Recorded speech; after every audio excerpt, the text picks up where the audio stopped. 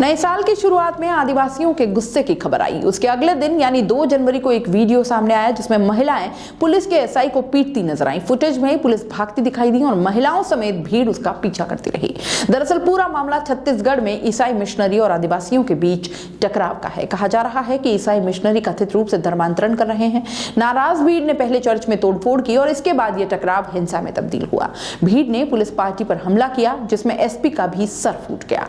हिंसा और बवाल के बीच सवाल यह है कि आखिरकार जब भीड़ एसपी पर हमला कर रही थी तो पुलिस ने बल प्रयोग क्यों नहीं किया। जब इस सवाल का जवाब खोजने के लिए पड़ताल की तो 3 संभावित वजहें सामने आई है। उनमें आदिवासियों के लिए बनाया गया कड़ा कानून, दूसरा सरकार की तरफ से एक्शन के आदेश ना होना और तीसरा कारण तो सामने आया वो ये है कि राज्य में इसी साल होने वाले विधानसभा चुनाव।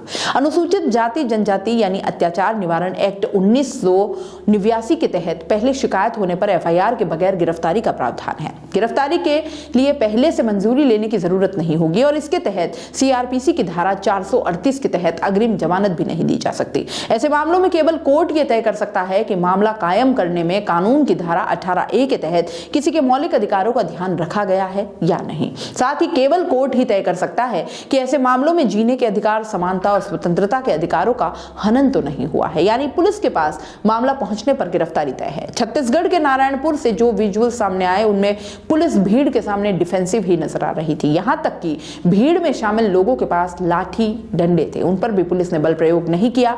पुलिस सूत्रों ने बताया कि ऐसे हालात इसलिए बने कि सरकार की तरफ से आदिवासियों पर बल प्रयोग न करने के निर्देश मिले थे। ऐसे में जब भीड़ हमलावर हो गई तब भी पुलिस खुद को बचाने के लिए भागती नजर आई। छत्तीसगढ़ समेत देश की 11 विधानसभाओं के लिए 2023 के आखिर में विधानसभा चुनाव होने हैं। राज्य की कुल 90 विधानसभा सीटों में से 29 आदिवासियों एसटी के लिए रिजर्व है। चुनाव से चंद महीने पहले कोई भी राजनीतिक पार्टी राज्य की 1/3 सीटों के नतीजे तय करने वाले आदिवासी समुदाय की नाराजगी मोल नहीं लेना चाहेगी। यह भी एक वजह है कि इस मामले में नाराज आदिवासी लोगों पर सख्ती नहीं बरती गई। छत्तीसगढ़ के नारायणपुर में विवाद शनिवार रात से शुरू हुआ।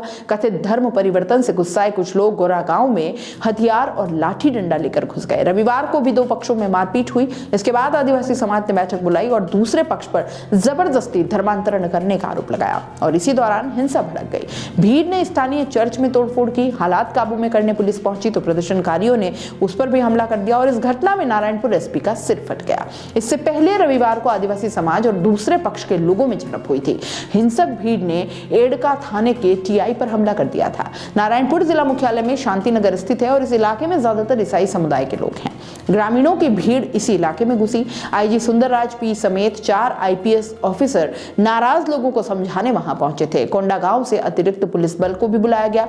धर्मांतरण को लेकर छत्तीसगढ़ के नारायणपुर जिले में पिछले कई दिनों से माहौल तनावपूर्ण बना हुआ है और इस दौरान हमले और झड़प भी हुए हैं। इससे पहले 8 दिसंबर को ईसाई धर्म अपनाने वाले आदिवासियों को उनके गांवों से निकाल दिया गया था और जिसके बाद से ये तनाव बना हुआ है।